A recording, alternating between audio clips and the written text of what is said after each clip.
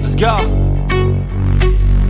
1, 2, 3, 4 steps I take from my bed to the floor. 5, 6, 7, 8. Will today be rough or will today be great? 9, 10, 11, 12. Lately I've been going through hell. 13, 14, 15, 16. Today's the day. Are you coming? Are you sick of being normal? I'm sick of being average. I'm sick of being mortal. I'm about to be a savage. I see a lot of things that I want, I will have them. I got a new mindset that I just established. I'll march through the cold with the nails on the pavement. I'll shovel that coal just to get out the basement. My story will be told, helping others make changes. I'll be so bold, they will watch in amazement. Am I gonna face it? Am I gonna chase it? Am I gonna start or will I keep waiting? Time is limited, quickly fading. Get my mind right, it's my time, do you take it? Am I gonna face it? Am I gonna chase it? Am I gonna start or will I keep waiting? Time is limited, quickly fading. Get my mind right, it's my time, do you take it?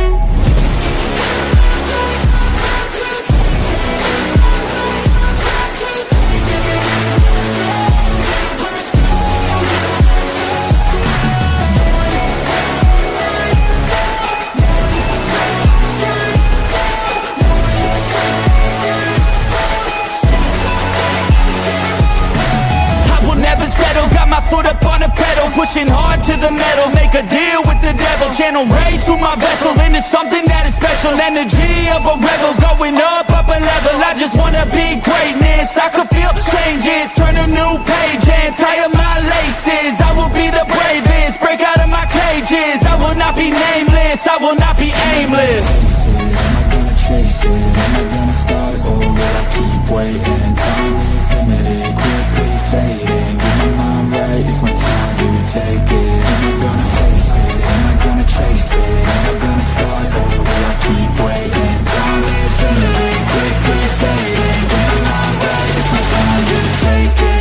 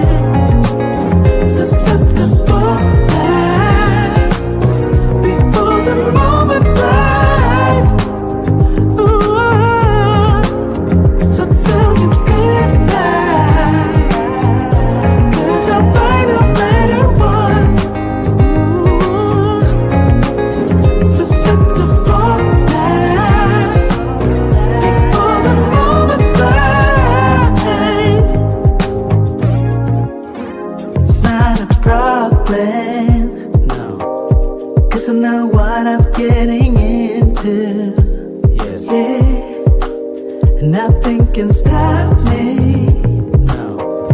'Cause I'm addicted to what you and I realize. Either way, I follow, no need to say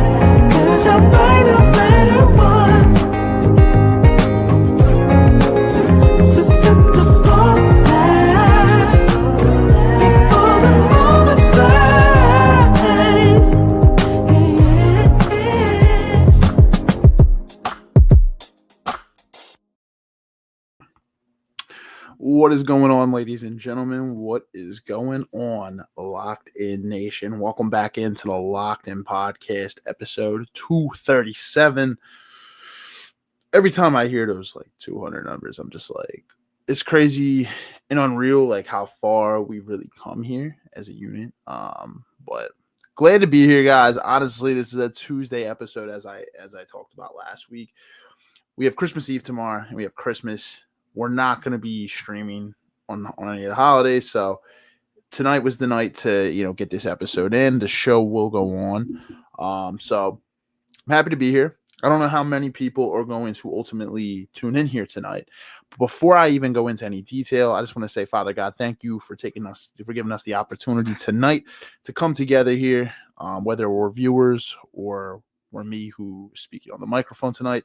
Thank you for giving me this platform, Father God, to be able to speak, to be able to engage with my audience, to be able to hopefully help inform somebody out there who's watching this, and also for always being able to help other people tell their story on the microphone. Thank you for this, Father God. In Jesus' name I pray, amen, amen, amen, amen. Here we are, tonight, like I said, 237. Guys, also bear with me if you hear noise in the background. I have the microphone. I have the I forget what they call this, condenser in the back, but I do have contractors next door that are working. So there's contractors next door. So if you hear drills, I can hear a drill right now. I apologize for that. There's unfortunately nothing I can do about that. But the show will go on anyway, so bear with me. Just want to give a shout out to my homie, my guy, Rob LaVenture, coming on last week where we talk finances. Guys, if you missed that episode 236, go check it out, YouTube, Facebook. What we had going on last week is we talked about getting your financial house in order. So we were talking everything related to, we started with budgeting. We hopped into savings, the importance of credit, different investment lanes, different investment platforms. So that's what we talked last week. So every time me and Rob get together for these financial, investment type episodes, I have a finance background. Rob has a real estate background. They're always good episodes. So we went from a biblical stance of, in the Bible, the importance of having your financial house in order. So we're all learning, we're all growing. Economy's crazy, but great episode. Even if you just want to understand the fundamentals, go check that out. It's not a super in-depth episode in terms of investment strategy and everything like that. We'll have episodes like that in the future, but it was just standard fundamentals. Check it out. Tonight's episode is going to be 9 essential conversations to have with your partner before you walk down the aisle, you take that leap, you get married, before you say I do. Now, this is based off of a book by the author Gary Thomas, where it gives you 9 different areas to really explore with your partner to really see if it's wise to enter into marriage with those people, with that person.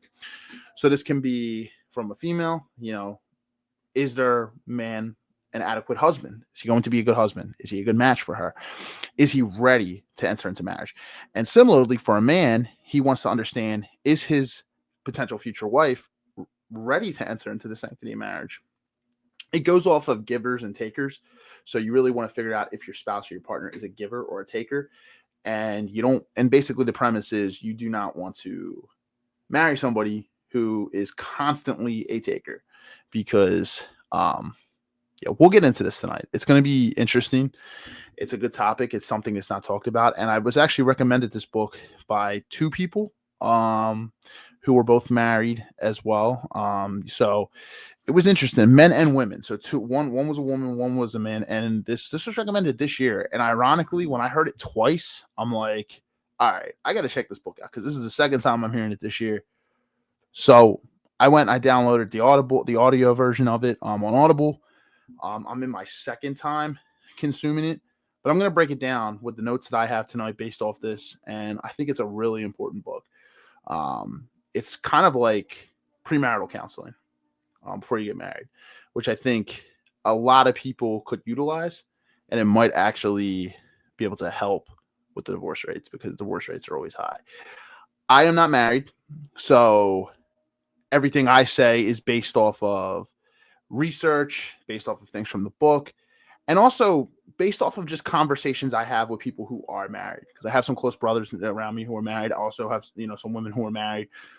So blessed to be able to take things from those healthy marriages and be able to kind of integrate it into this podcast. So, all right, guys, we are going to hop into it. Before we hop into it, I want to say, if you're watching on YouTube and you're not already subscribed, hit that subscribe button and hit that little notification bell to turn notifications on. We release new episodes every single week, either related to personal development or sports. 90% of our content is personal growth. If you like that type of stuff, we release content typically every Thursday, 7:30 p.m. Eastern Standard Time. Special week this week. Next week's not going to be Thursday either because of the holidays, but after the holidays pass, we'll be back to Thursday. Anyway, you like that type of content, hit that subscribe button, hit that little notification bell, turn those notifications on. If you're watching on Facebook, I'm assuming you're already part of the community. Thank you for that. Still hit the like button on Facebook or YouTube. Both of them help us out with the algorithm. It pushes our content out so we can get that out to other people who are interested in this type of content. Whether you're watching on Facebook or YouTube, appreciate it if you chime into discussion. YouTube, I can throw your comments on the screen. Facebook, I can read them out loud. That being said, just enjoy the podcast, guys. I won't hold up too much of your time here, so we will get into it. Ooh. Don't mind me if I'm stretching a lot here tonight, guys. I actually kind of tweaked my neck earlier this morning, so there might be a couple times where I just need to get a little comfortable, and regardless, we will keep this going. I'll try to put this down here. All right, so this book, like I said, basically the premise of 9 essential conversations to have before I say I do. It covers all different types of things: child rearing, finances, conflict, all different types of stuff. And the premise of this book is what they tell you is you want to have a doubt-free wedding day. Some of the conversations that you're going to have, they're conversations that are going to be really hard. Like really, really hard. And for those ones, they do suggest maybe getting a third party involved, whether you go to couples therapy together to see a therapist or, church counsel, sitting down with your church counsel and having these, conversations. So, or just could be a trusted third party, someone who's not going to, there's not going to be any bias injected. It's just going to be literally, a person who's trustworthy. But, typically it's church counsel or a therapist, just because you might think you can trust people, and then you never know. Like these conversations are going to be hard. They're going to be personal, and you don't want someone spreading your business out there. So basically, I'm going to break down what the 9 essential conversations are, and then we'll talk about them. So the 9 essential conversations, what they are, according to this book by Gary Thomas. The first one is, what does marriage mean to you? Number 2 is about how do you navigate conflict in a healthy manner? So it's conflict resolution, navigating conflict, very important. Number 3, sexual intimacy.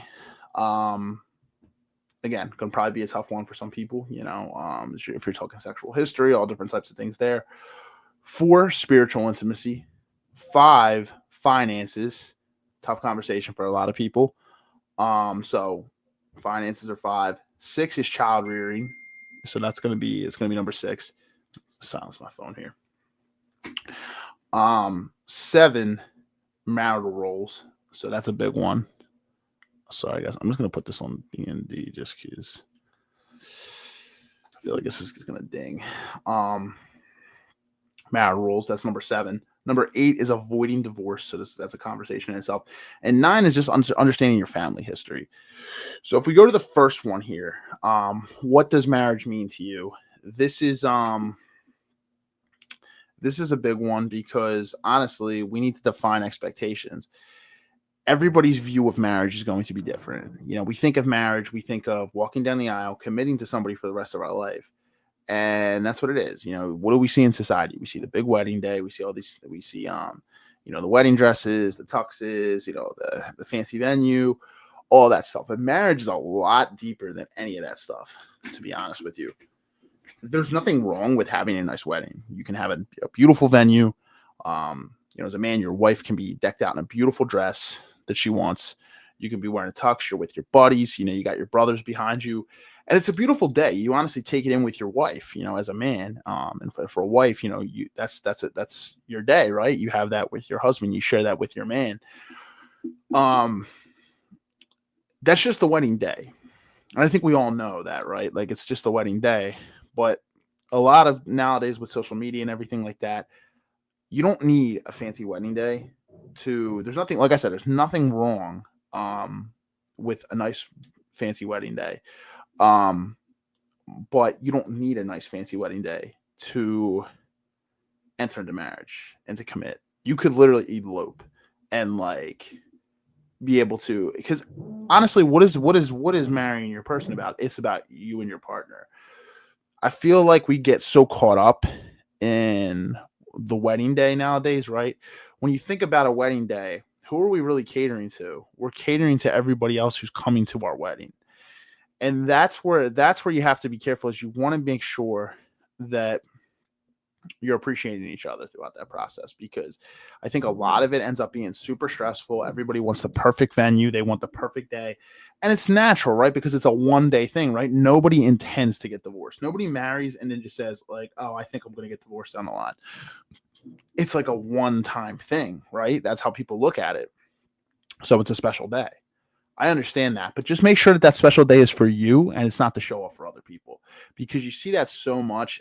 It's honestly, if you two are just comfortable with just eloping, elope. There's nothing wrong with it. It's about what makes the two people happy, not what makes everybody else happy. So understand that. But anyway, what does marriage mean to you? You have to define expectations, define what commitment looks like, because commitment looks different to everybody. To me, commitment is you are committed to that person only, and it's a monogamous relationship, and it's just you two.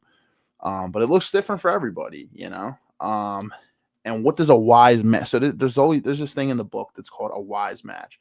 And if you take a listen to the book or the audio, or actually take the paper copy, the hard copy, if you take time to read it, you'll see what that means. It's like, is this person a wise match for you?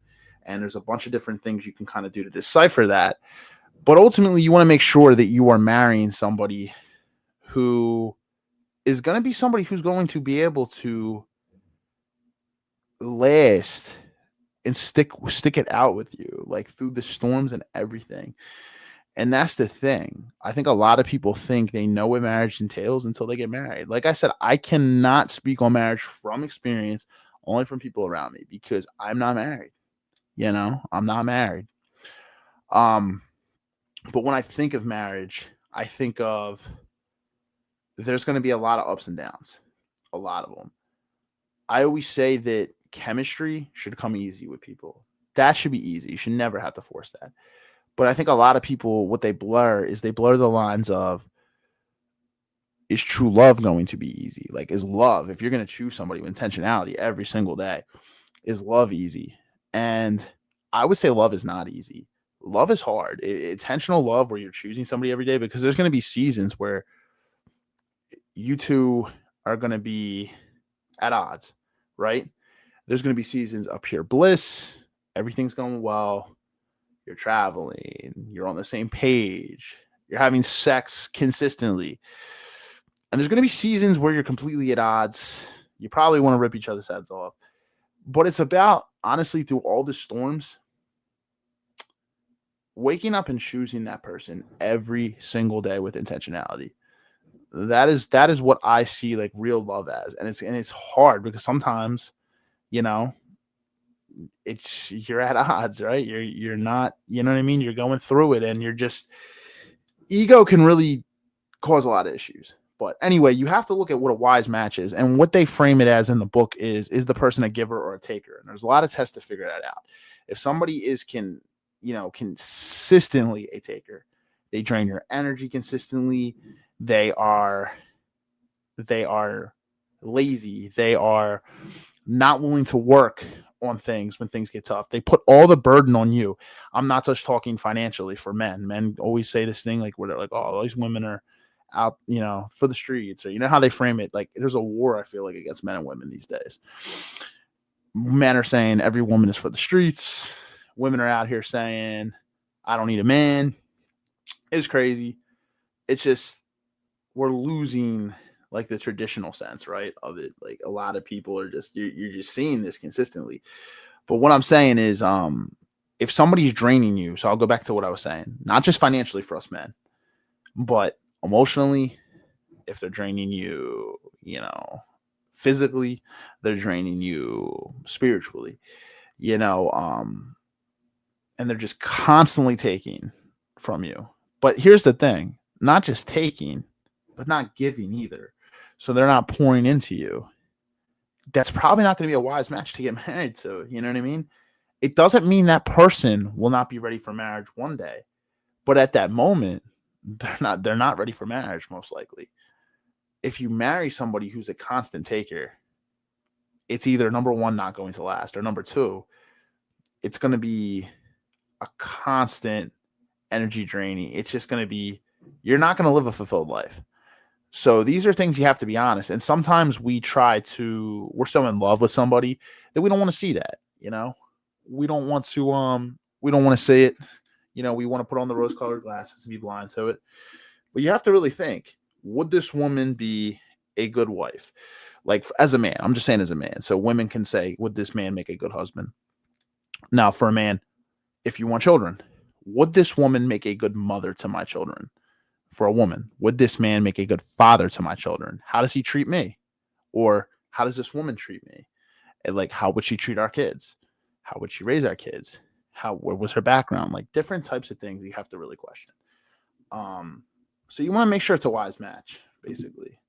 That's an important part of it. All right.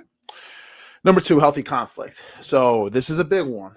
How do you navigate disagreements, argue constructively, and resolve issues without destroying the relationship? A big thing with a lot of people is when they get into arguments, they really bring ego into it a lot of times. We're all guilty of it, I think, at some point. But you have to be really careful when it comes to navigating conflict. Like, you shouldn't call each other out your names. I think that's, you know what I mean? That's completely unhealthy. You wind up calling each other out your names. You get disrespectful. And you see this a lot too. Partners, unhealthy partners. I don't want to say toxic. Unhealthy partners can tend to use vulnerability against their partner in arguments. And that's a big thing. If your partner is vulnerable with you and you utilize that in an argument against them, that's going to probably make your partner not want to be vulnerable with you anymore. Trust gets broken. You start to shut down. These types of things happen a lot. So you have to be really careful. My view of it is, if things are getting heated, I catch myself getting really angry at my person, like in the moment, like internally, right? I need to take a step back. I need to, hey, I want to leave the room. I'm going to come back. We'll talk, but I just need a little bit of space. I need a little bit of space to navigate. And, because it's natural. You have emotions, you have feelings. You're never not going to get angry. You're going to get angry. You're going to get mad sometimes. I think that, everybody sees calm, cool, and collected. Yeah. I mean, as men, we should be grounded, and we're essentially looked at as the rock, but we have feelings too. We have emotions. You're going to get angry. You're going to get mad. And, sometimes the best thing you can do is just walk away. Don't engage when you are super, frustrated or super angry, or you feel like it's going to go somewhere. Just take a step back. And then when you're level-headed, come back to it. I think another thing that you hear is, I was doing a Bible devotional the other day, and it talked about this. It was about couples and how they navigate conflict. And they, it was from a married couple who've been married like over 2 decades. And they said, not about an important thing for them is not going to bed angry at each other. Now, here's the thing. You might not always solve the conflict that night, right? But what you can do is you can say, hey, look, even though I don't really see your point of view, I agree to disagree with you. We'll tackle this tomorrow. But you go to bed, you still love them. You're not going to go to bed angry. You let it go. And that's the thing too. After a lot of arguments have been solved, after the problem has been solved, some people really struggle to let things go. That is not fair to your partner. You have to be able to willing to let things go. Once it's solved, once it's done, once it's solved, you have to move forward, right? Like once that conflict has been talked out, it's been worked out. Some people don't let things go. And y'all know who you are, right? Like who hold grudges. So it's an important thing is you have to be willing to put your pride and ego aside. And that's where I think a lot of conflict gets dark because people just have such high pride and ego, have such high egos. And it sometimes is an ego that it's humbling to admit when you're wrong. I'm someone that, sometimes I'm stubborn, right? Like, and I've always been that way. You don't like to admit you're wrong, right? You have an ego. I guilty of it myself, So, but I'm working to be a lot better with that. Like, it's like, hey, look, nothing gets solved when you're in your ego. Like, you realize nothing gets solved. Like, it's just, what are you really doing? Like, it's just, you're protecting your own fragile whatever self-worth by like trying to, pump your ego like in an argument. No, sometimes you're wrong, and hey, you have to be able to just accept that. So outside of conflict, so we said, what does marriage mean to you? What is healthy conflict? Number 3 is sexual intimacy. So discussing sexual expectations, needs, how to maintain intimacy through the marriage. So some people have high sex drives. Some people have lower sex drives. Like libido is different. Sometimes, women, hormonal, definitely fluctuations. Sometimes maybe their sex drive's higher, sometimes lower. They go through different, and their bodies are different than us as men, right? Like, so these are things like in this book, it really gets into it. You discuss sexual expectations, what your needs are, what you like in the bedroom, what you like with your partner, what you don't like, what are boundaries, and how do you maintain intimacy through marriage? So like when things get stale, when things, you go through a period where you're struggling in certain areas, how can you compromise to meet each other's needs?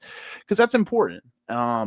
Sex is an important thing, and it's not everything in a marriage, but it's important. Intimacy is big, and a lot of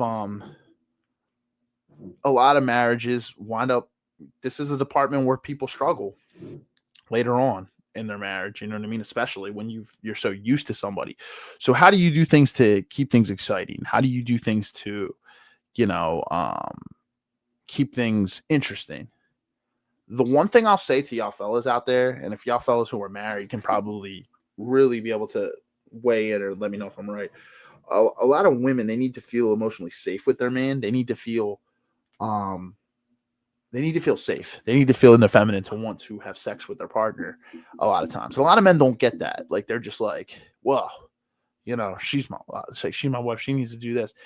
I'm sorry. Like, do you really just want somebody to be having sex with you out of duty? Like, or do you want them to have sex with you because they want to have sex with you? Like, honestly, and that's a serious question. These are hard questions. These are real things you have to ask yourself. Honestly, a woman needs to feel safe majority of the time, like emotionally, to want to have sex with her partner. And I was just talking to somebody about this the other day. A lot of women, they get so caught up in a masculine role because they've been doing things themselves for so long. You say if they're single mother, or whatever the case may be. Maybe they've just never had they've never been able to be in a relationship where they could relax into their feminine. If like the woman is like, if your woman is like consistently, I'll give like a 50-50 dynamic, for example. Say you're both working and you're both splitting bills financially.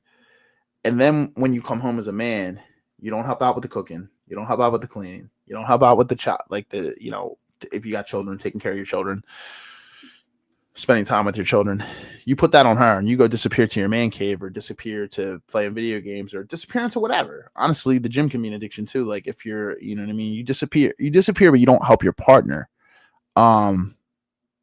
And then you expect your partner, and then you expect your woman to have sex with you. And she's been doing all this. She's carrying everything and she's exhausted. A lot of men, I've literally heard men that say, well, I don't care. I'm going to divorce her then. Honestly, like, put your ego aside for a second and just really think, like, and really just think about that for a second. Like, how is that fair? This is me, like, as a man saying this. Like, how is that fair? She's doing all this. She's not just working like you are, but she's coming home and she's doing all these things. You need to be able to help your partner out, and when you, and that's the thing too. Sometimes it's as simple as saying, babe, I got it. Go, like, you took care of things yesterday. I'm a cook. I'll clean up the house. I got the kids. Go upstairs, take a bath, light a candle, whatever. Like, and I'm telling you, I was talking to somebody about this the other day. Like, that honestly can be all it needs to be able to put your woman in a zone where she feels safe, she feels soft, she feels relaxed, right? And knowing that she has a man that will step up. Like, it's just, sometimes that's what it takes. But sexual intimacy, basically, how are you maintaining intimacy through your marriage? What's your plan when things get tough? Because intimacy is easy in the beginning. It's easy when you're in the honeymoon stages. It's easy when you're dating. These things are all easy because attraction's high. It's new. It's fun. It's exciting. Even in your relationship at the beginning, it's, you know what I mean? But how are you going to spice things up when things get tough? When you're both going through a lot and you're both drained and you're both, you know what I mean? So, and also it talks about discussing sexual history too. A lot of people don't want to have those conversations. This is one of the tougher ones, so you might need to honestly go see counsel for it, but like to be able to church counsel or something together. But honestly, just being open and honest with sexual history, not lying though. I'm going to be honest with you. Like, this book talks about this. If you're going to lie about it, like, here, your partner might not know, but you're only doing yourself a disservice. You're not actually getting a doubt-free wedding day if you're lying to your partner. So you have to be willing to be open and honest. If you're going to lie to your partner, then it's a waste. Like, you have to be honest. Some people just don't want to be that honest. Spiritual intimacy is number 4. So aligning on faith, values, worldviews to build a foundation. So understanding each other's, background when it comes to your faith. I don't like to use the word religious. It's more so like, what do you believe? Like, what's your faith? Like, what's your belief? For me, I identify Christian.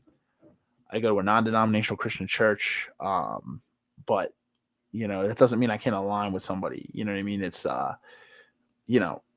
from a different faith, right? But you have to really look at that though. Like, hey, like, do we align? Do we believe in God? Do we this? Like, what are our values? And honestly, you guys just might not align when it comes to your faith. And that's a big thing, in my opinion. That's a big thing for me, to be honest. I have to align on my faith with my partner. If I don't, like, that's going to be something that's just not going to work for me. That's a non-negotiable. So what are our values? What are our worldviews to build a foundation, right? We need to understand those things. Number 5 is our finances. So how do we manage money? How do we tackle debt? What are our spending habits? And ultimately, what are our financial goals? How do we get there? How do we achieve those? You know what I mean? Those things are important, especially when I would say, like, financial goals are the long term, but the short term, like the things, the daily habits to get there, understanding a partner's spending habits, I think that's big. Because if you have a partner who has a knack for getting into debt, they could lead your family into financial ruin. And money is one of the biggest stressors in long-term relationships and marriages. It's one of the biggest stressors. So how you have to understand, like, what their habits are when it comes to spending. If there's a season where they're trying to tackle debt, are both people going to be able to just make minimal spending and be happy with their life and be able to find other ways to excite themselves without spending money? How do you manage money together? Those things are important, and they're conversations that you have to have. Again, some people don't like to talk about money. When it comes to a relationship or marriage, you have to talk about money. It's inevitable. So it's a big one. Child rearing, that's a big one too. Discussing whether you want to have children. That's kind of a non-negotiable if like your partner doesn't want children and you do, right? Or vice versa. You don't want children and your partner does. That's a non-negotiable. You're never going to feel truly fulfilled. And you know what I mean? You're never going to feel truly fulfilled if that's the case. So if your partner doesn't want children, like I don't ever want children, it's like, and I'm a man and say I'm dating somebody who doesn't want children, I'm never going to feel fulfilled because I want to be a father. So yeah, it would be a non-negotiable for me. So you have to discuss whether you want to have children, and then honestly understanding each other's parenting styles. That's a big one. Like understanding like how are you going to discipline your kids? How are you going to parent? What are your expectations when it comes to raising a family?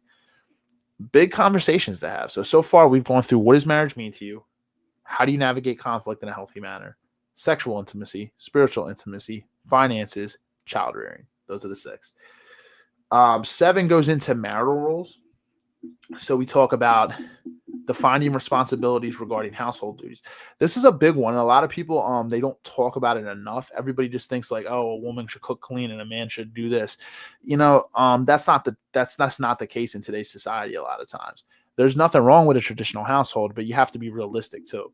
So like if you're pulling in enough income to, be able to provide for your family financially as a man, where you can provide for your wife and your children comfortably, where you still have money left over each month, where you can put money into savings, investments for retirement, different types of things. And then your wife's at home cooking and she cooks the meals.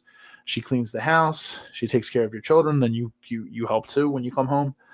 That's a traditional household. And you know what? That's okay if you want that. I think that's a great thing. Honestly, that's something that I would like to do, once I'm financially to that point. You know what I mean? Not everybody is, you're consistently, you can be, but it's like, for me, you need to be able to discuss. See, these are when the financial conversation comes in.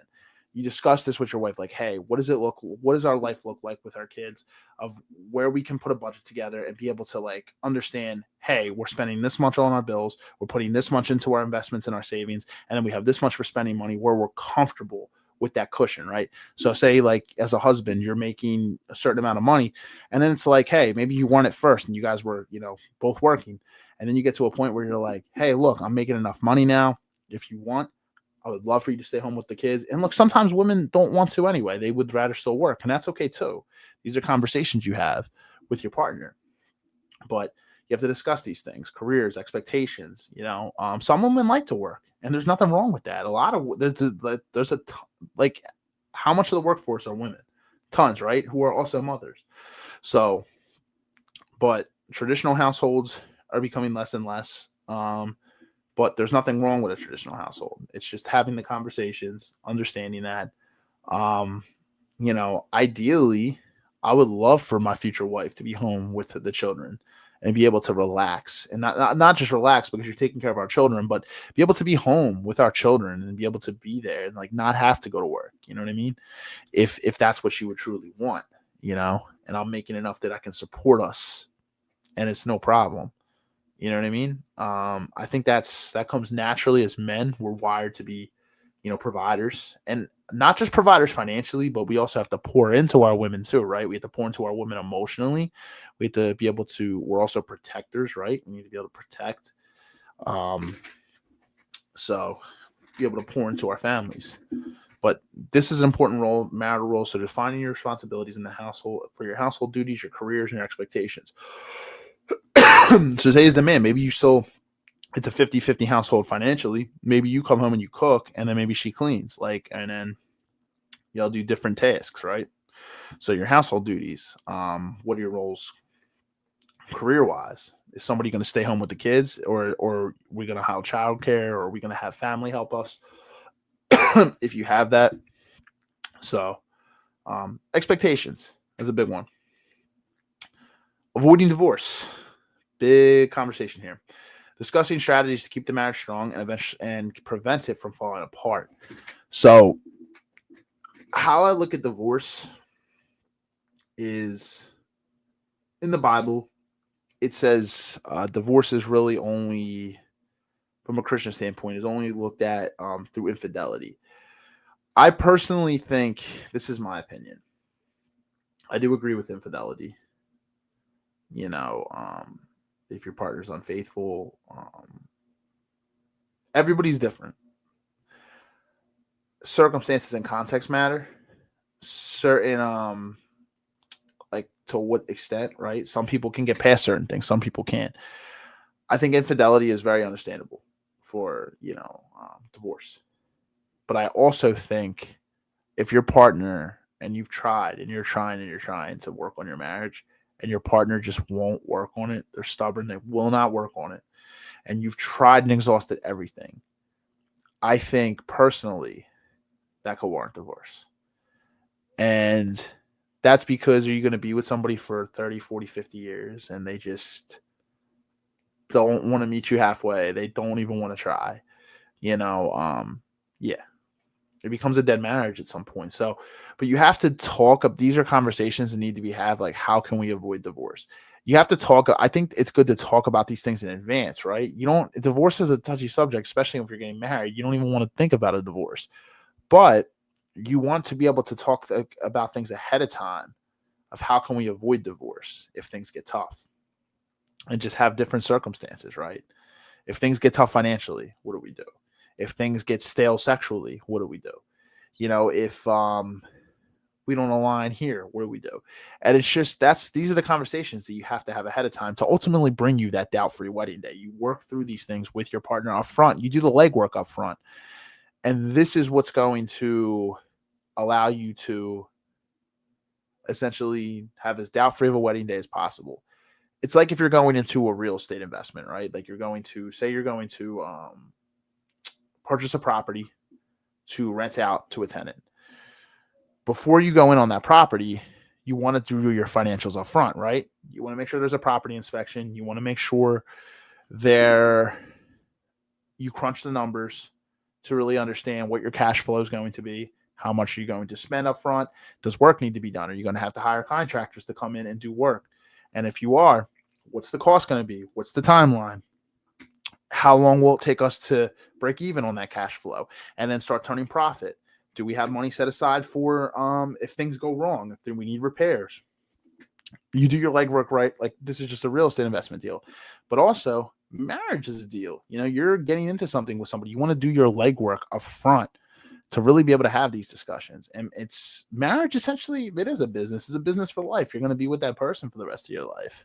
I don't like to look at it as a business because it's about love, right? But it's technically a business. You know what I mean? You want to be able to, hedge your bets, right? By making sure that you have a wise match to be with the person you're with. It's stupidity to have all the red flags in front of you and still marry somebody, right? It doesn't make sense. But people do it because love is not logical a lot of times. People just don't want to see the truth, Avoiding divorce, big conversation. So number 9, the final part, is understanding somebody's family history. This is a big one too. Examine somebody's family background, their upbringing, their influence, current relationship behaviors. These are things you have to understand too, because if you're with a partner that has unhealthy parents, right? Like, those patterns you might see in that person too. That doesn't essentially mean that you cannot marry that person, because here's the thing. We're all about breaking generational curses, right? You can break those curses. You do not have to bring that into your future, but is that person willing to do that work? You see, that's the thing. Upbringing is so important, because this is where we talked about attachment styles, like how people come from, upbringings where a lot of people have insecure attachment styles. And a lot of it is because of what their environment was like in their upbringing, like what their childhood was like. That's a big thing. So, you know what I mean? Like, that's something that really needs to get looked at. And somebody's not a lost cause because of that. You can't define how you were brought up. Like, you can't control how you were brought up, but how are you navigating it, right? Are you doing the work to heal? Are you doing the work to grow? Are you doing the work to learn more? Like, those are important. Let me see. Sorry, guys. I just want to make sure we don't have any comments on certain pages. Tone, my guy. What's up, brother? Thank you for sharing as always, bro. Appreciate you. My guy, Antonio. You man, brother.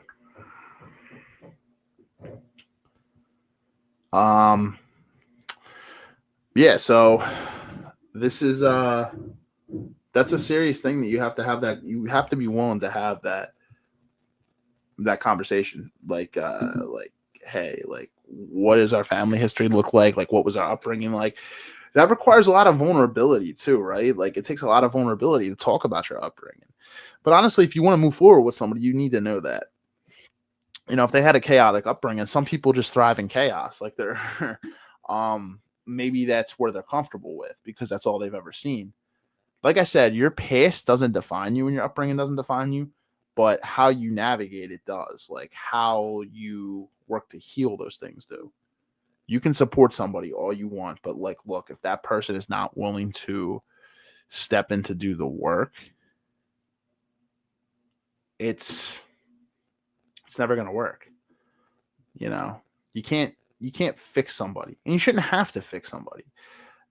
Somebody should be able to heal their own things, right? Like, with support from their partner. But you can't be a fixer. I'm going to come along and fix you. No, it doesn't work like that. That's a harsh reality a lot of the times too. A lot of people, I think, especially us as men, I would actually say both. I would say both. I don't actually just want to put this on that. They see somebody who's a project, right? And they're like, oh, like that. Oh, they just don't, they just need the right person. Women like to do this actually with a lot of men, right? Like, they think that they can nurture, they can be there, and they can like help them.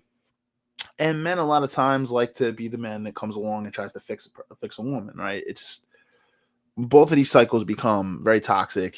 They become, you wind up being the giver and the person winds up taking, right? And a lot of this is it does unfortunately come from childhood, right? Like, the person can have a lot of trauma, but they have to be willing to work on it, right? Similarly, not just family history, somebody's past relationship history, right? Like, we talk about sexual intimacy, but I'll actually say I don't have this in my notes, but I would say you want to understand somebody's past relationship history too, right? Maybe they were through traumatic experiences. Like I said, here's the thing. You can navigate this, but they need to be willing to address that, right? Like, and we've all made mistakes in relationships too. We need to be honest. Like, hey, if we were unfaithful in a relationship, if we did this for your partner, you need to be honest. You have to be like, hey, look, like, I did this in the past. This is how I grew. This is what I did. This is what I'm still working on. These are conversations.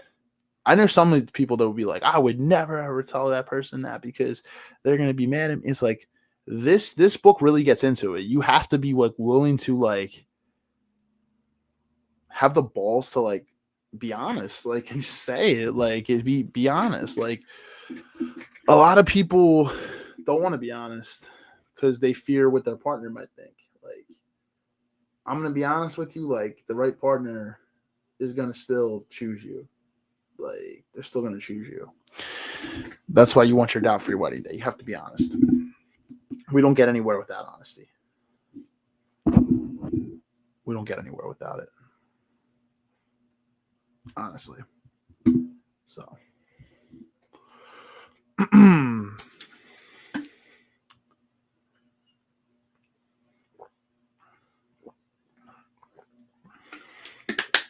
It's important. So, guys, I think I went through them all. Basically, I'll run through them again. So, what does marriage mean to you? What are your expectations for marriage? Number 2, healthy conflict. How do you navigate conflict in a healthy manner? Number 3, sexual intimacy, sexual needs, sexual expectations about a marriage. Spiritual intimacy, aligning on faith, values, worldviews. 5, finances, so managing your money, spending habits, debt, financial goals. 6, child rearing. Do you want children? What are the expectations for raising a family? Marital roles, defining responsibilities in the household, careers. What are your ultimate long-term expectations? Number 8, avoiding divorce, discussing the strategies to keep our marriage from falling apart. What's going to happen when we fall in rocky times? How are we going to navigate these different areas? Number 9, understanding someone's family history and also relationship history. So,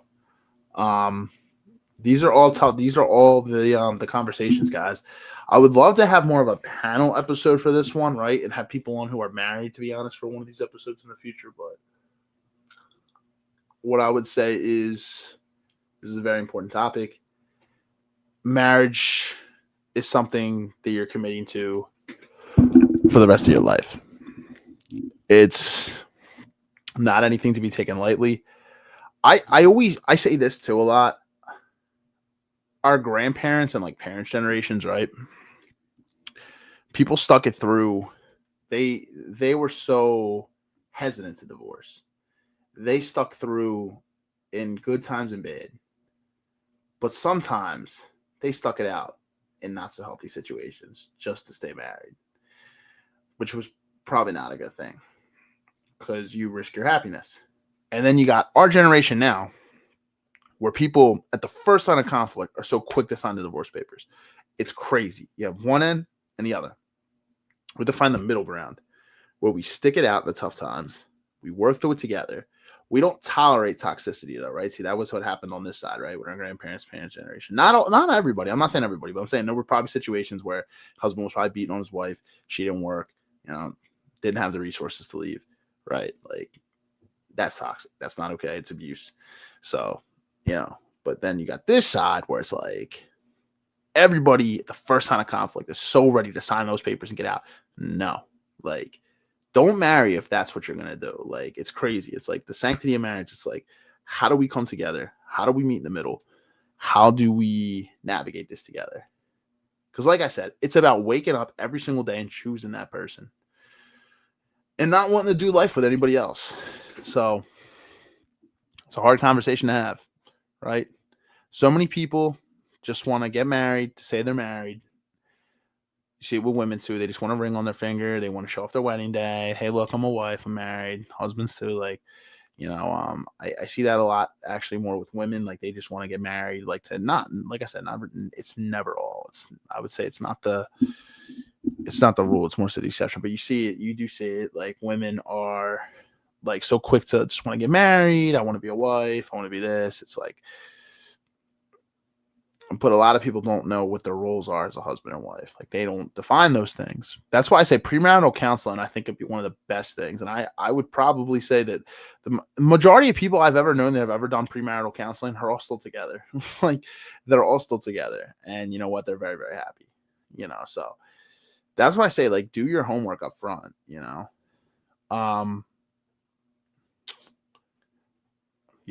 I think it requires what I would say for marriage, right? It requires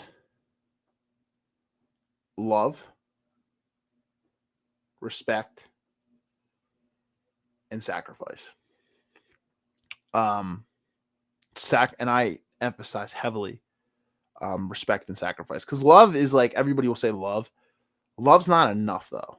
Like there needs to be more. You need to be willing to compromise and sacrifice too. You can love somebody, but be so stubborn and bullheaded that like I'm not doing this and I'm not doing that.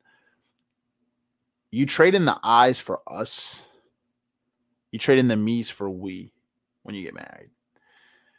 So if you're not prepared for that, you're probably not ready. And there's nothing wrong with that. That's okay. Everybody learns, everybody grows, but you're probably not ready. So just understand that I'm no better than anybody. I'm learning. I'm just envisioning like what I would want in my wife and the mother of my children. Right. So it's something to really think about. With that being said though, guys, I just wanted to say I'll hang out for a little bit longer and I'll see if anybody wants to say anything or like I said, this is Christmas Eve. A lot of people are probably doing last minute shopping, have family get-togethers, parties. So, I don't know how many people are watching, but we'll probably have a lot of people to watch after the live stream. It's the holidays. I get it.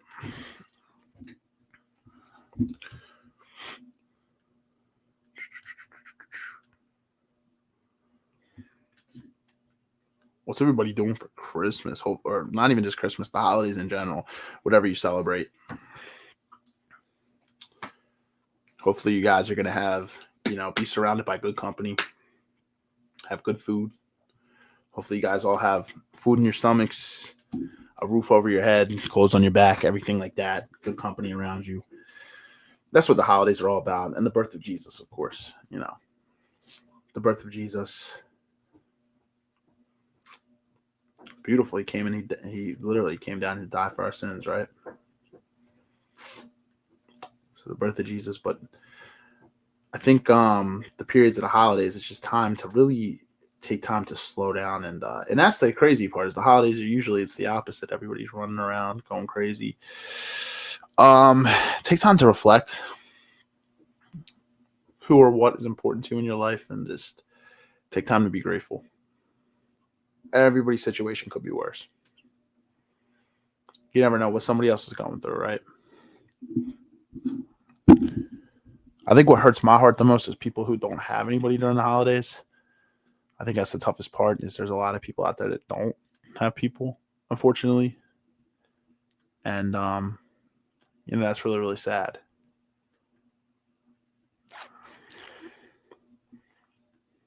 There's fine ways you guys can make a difference, you know what I mean, throughout the holidays. It's like,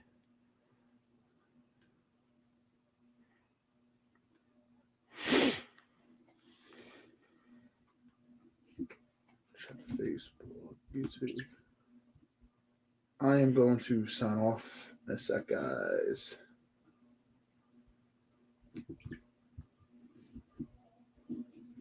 Look at my calendar for so we can see what we got coming up here.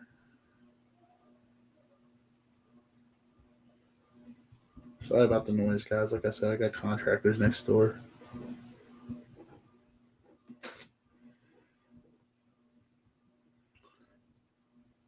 Where's our calendar at? Here it is.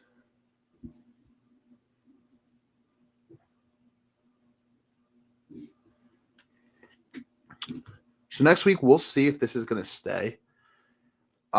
It might get moved or flexed, but it's control. You can control the rest of God. Some burdens aren't meant to be carried alone. We'll see that we might move that one. Honestly, it kind of depends on what the Eagles do this upcoming Sunday. We haven't done a football episode in a while. So if the Eagles win next Sunday and say they have nothing to play for, say if the Bears win one of their last two games, it's over. So if they win next week, the Eagles are going to be probably locked into the third seed, so we can just start talking preparation for the playoffs, even though they won't know their opponent. So we'll probably go back to sports next week, depending on what the Eagles do and what it's looking like. But if not, we'll hold to the topic we were just talking about.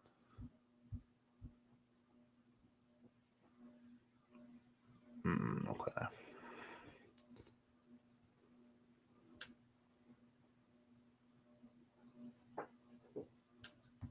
All right, guys. I'm going to sign off for the night. I just want to tell you guys, happy holidays to you and your family. Prayers for peace, prosperity, abundance over you and your family during these times. Pray for peace over any anxious thoughts that you guys have. And I just pray that you guys are all safe out there, guys and gals. Happy holidays, depending on what you celebrate. Merry Christmas. We'll see you next week before the end of the new year. It'll be a final episode going into 2026. But with that being said, just want to say, have a good night, a great weekend. Please be safe. We'll see you next Tuesday for episode. It actually might. I'm actually wrong on that. We're actually going to be going live Monday next week, so the 29th. So we'll see you next Monday, December 29th, for episode 238. Happy holidays, guys. Merry Christmas. Good night.